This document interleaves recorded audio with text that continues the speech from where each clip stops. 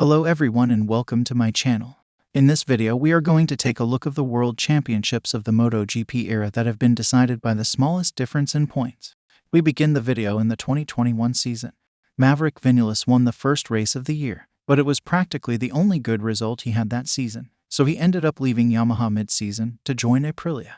Quartararo started the championship very strong, with 4 victories and 3 podiums in the first 10 races. Bagnaia had a mixed start, with 3 podiums, but also with a few bad results. Miller won 2 races, but 3 crashes kept him away from the title race. Joan Mir and Johan Zarco were also in the mix with 4 podiums each. And after the Silverstone Grand Prix, which was the 12th of the season, Quartararo had 206 points, Joan Mir 141, Zarco 137, and Bagnaia was 4th with 136, a 70-point difference. But from there, Pecco had a good run and won the next 2 races, achieving his first victory in MotoGP. After the Grand Prix of the Americas, he had reduced the difference to 52 points, with 75 to be raced, so there was still possibility for a comeback. But in the Misano Grand Prix, Bagnaia crashed when he was leading the race, giving the championship to Quartararo, who finished 4th after a great comeback, starting from the 15th position. Bagnaia won the last 2 races, although there was no possibility of winning the title, but he ended up reducing the difference to only 26 points. We continue with the 2012 season. In this championship there were 3 riders above the rest: Lorenzo, Pedrosa and Stoner. But Stoner had physical problems that kept him from racing, leaving the championship in the hands of Jorge and Danny. Lorenzo's dominance was relentless, since apart from 2 crashes, he didn't drop below 2nd place in the remaining 60. Despite that, a brutal run of Pedrosa, who would end up winning 7 races by Jorge's 6, made them reach the Circuit of Australia, with a difference of 23 points, with 50 still to be raced. In that race Pedrosa crashed on the 2nd lap, when he was leading, so Lorenzo, who finished 2nd behind Stoner, won the championship. In the last race of the year, Lorenzo crashed, and with the victory of Pedrosa, the difference ended up being only 18 points, and one of the most disputed championships in history. Now we move on to the year 2022. In this season, Pecco Bagnaia only knew to do 2 things: win and crash, since after 16 races, he had won 6 and crashed in 5. Bastianini won the first race of the season, and later he added 3 more victories. But he also had 4 crashes that kept him away from the top. Alex Espargaro won his first race after 200 Grand Prix, to which he added 4 third places that made him stay close to the lead. Quartararo didn't have a super season, although up to that point he had 3 victories and 4 second places, but also 3 8th places, a 9th place and 2 crashes. Despite that, Quartararo was the leader of the championship with 219 points, 18 more than Bagnaia and 25 more than Alex. But the next 2 races were the key, since Quartararo finished in 17th position in the Thailand Grand Prix, in a difficult wet race, and in the next Grand Prix he suffered a crash, while Pecco finished 3rd in both races, taking the lead in the World Championship with 233 points by Fabio's 290. At the Malaysian Grand Prix, Pecco won the race and Quartararo finished 3rd, increasing the difference to 23 points, so Pecco had practically assured the championship, since he only needed to finish 14th in the next race to win. In the last race of the year in Valencia, Pecco finished 9th and Fabio 4th, finishing with a 17-point difference.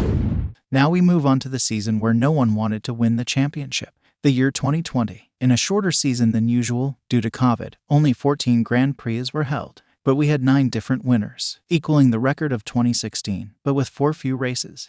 Despite a brilliant start from Quartararo, who won the first 2 races, he couldn't keep up the pace, and after 6 races, Dovizioso was the leader with 76 points, 6 more than Fabio, and 16 more than Mir. That, despite having had 2 crashes, was 4th in the championship. But after 2 more races, Quartararo was once again the leader, after a victory and a 4th place, and he had an 8-point advantage over Mir, who finished 2nd in both races. But it was 2 races later, at the Aragon Grand Prix, where Mir would reach the leadership, since after a crash in training, Quartararo finished 18th, physically damaged, despite having started on pole. 2 races later, and after his only victory of the season, Mir had a 37-point advantage over Quartararo and Alex Rins, 41 over Vinales, and 45 on Morbidelli, who at that time was in 5th position. In the penultimate race of the season, and despite only finishing 7th, Joan Mir mathematically won the championship. In the last 2 races, Morbidelli finished 1st and 3rd, and with Mir's crash in the last race of the year, reduced the final difference to only 13 points.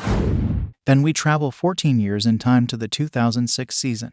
This year there were two very different parts. In the first 11 races, Nicky Hayden was a very regular driver, achieving his first 2 victories in MotoGP with 7 more podiums. Meanwhile, Valentino Rossi, despite having 4 victories, also had 3 crashes and a couple of bad results, which made that after the USA Grand Prix. Hayden was the outstanding leader with 194 points, 34 more than Pedrosa, 44 more than Melandri, and 51 more than Rossi, who at that time was 4th. But from that moment on, Rossi stepped up the level, and in the next 5 races he had 1 victory, 3 second places and 1 third, while Hayden deflated a lot and didn't go beyond 4th place, including a crash in Portugal, the penultimate race of the year. This meant that before starting the last race in Valencia, Rossi was the leader with 8 points ahead of Hayden. This race is a classic, since it had everything. Rossi achieved pole, while Hayden started 5th, so it seemed that everything was going perfectly for the doctor. But his bike did a wheelie at the start and lost 5 positions. This was still enough to win the championship,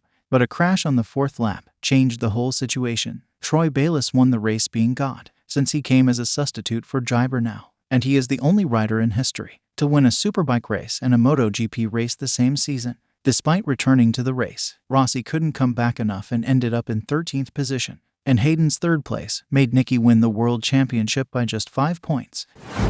Now we go to the year 2015. This year both Yamahas were dominant, since between Rossi and Lorenzo took 11 victories out of the 18 possible. Valentino Rossi had a very good start of the season, achieving 2 victories in the first 3 races, and until the San Marino Grand Prix, the 15th of the season, he didn't get off the podium. Lorenzo was not far behind, since despite not making a podium in the first 3 races, won the next 4, arriving very close to the San Marino Grand Prix, with Rossi leading 12 points ahead of Lorenzo. But in San Marino, Lorenzo crashed, and Rossi increased the lead to 23 points. The next 4 races were very close, but Lorenzo finished ahead in all of them, reducing the lead to 7 points. While Rossi and Lorenzo were battling for the championship, Rossi started to have problems with Marc Marquez, who made some very aggressive overtakes on Rossi, and Rossi accused him of wanting to interfere on his performance, so that he wouldn't win the championship. This dispute reached its climax at the Malaysian Grand Prix, where after a series of very aggressive movements by Marquez, Rossi let his foot out and Marquez ended up on the ground. That move earned Rossi a penalty, and he had to start from the bottom of the grid in the Valencia Grand Prix, the last of the season. Rossi needed to finish 3rd if Lorenzo were to win the race to secure the championship. Of course, Lorenzo won the race, and Rossi, despite making an epic comeback, finished 4th. What made him lose the championship in favor of Lorenzo by a difference of 5 points, the same as 2006.